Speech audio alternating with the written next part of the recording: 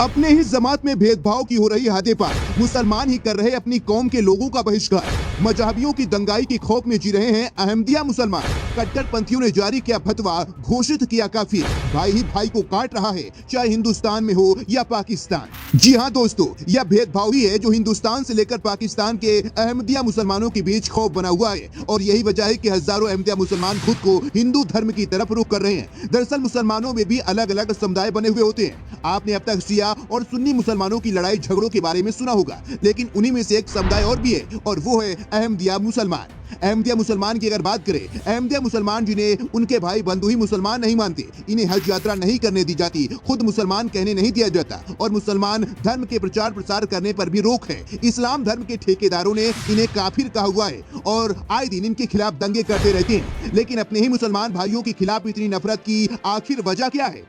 तो आपको बता दें कि अहमदिया मुसलमान पैगंबर मोहम्मद में विश्वास नहीं रखते। यह लोग मिर्जा गुलाम अहमद को अपने नबी के रूप में मानते हैं, और इसी वजह से मुस्लिम समुदाय अहमदिया मुसलमान का बायकॉट करने में लगे रहते हैं। अहमदिया मुसलमानों के खिलाफ और मुस्लिम समुदाय की मजहबी नफरत इस कदर है कि पाकिस्तान में रह रहे 40 लाख अहमदिया मुसलमानों को लगातार कट्टरपंथी और विरोध का सामना करना पड़ता है। जैसे भी पिछले दिनों कराची के चरमपंथी समूह ने तहरीके लब्बैक के सदस्यों ने मस्जिद में तोड़फोड़ की, वही उससे पहले कराची की जमशेद रोड पर रहमत जमात की मीनारों को गिरा दिया गया। हाल ही में सोशल मीडिया पर हुए वायरल वीडियो में दिखाया गया है कि 4 नकाबपोश लोग मस्जिद पे झड़ रहे हैं, इसके बाद वहां से भाग रहे हैं। अगस्त 2022 में लाहौर से लगभग 150 किलोमीटर दूर फैसलाबाद में अहमदिया मुसलमान से जुड़ी 16 कब्रों को अज्ञात व्यक्तियों ने तोड़फोड़ कर दिया था। इसके बाद 2017 में अलग अलग कट्टरपंथी हमलों में 40 से ज्यादा अहमदिया मुसलमानों की मौत हो गई। मई 2022 में ईशा निंदा के आरोप में 23 साल के अबुल सलाम की सरेआम हत्या कर दी गई। केवल पाकिस्तान में ही नहीं, हिंदुस्तान में भी मुस्लिम समुदाय के लोग अहमदिया मुसलमानों को मुसलमान ही नहीं मानते।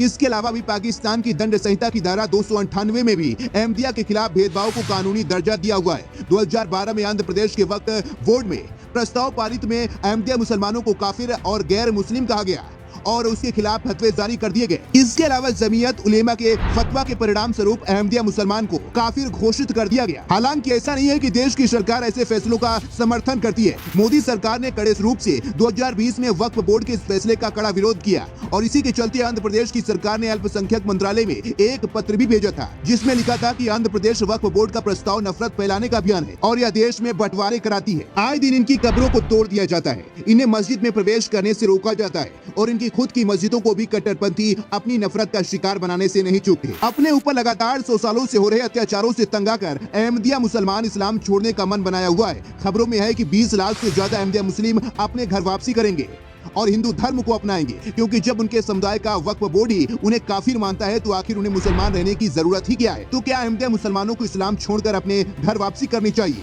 अपनी राय हमें कमेंट सेक्शन में बताइए। साथ ही चैनल को फॉलो करना बिल्कुल भी मत भूलिएगा।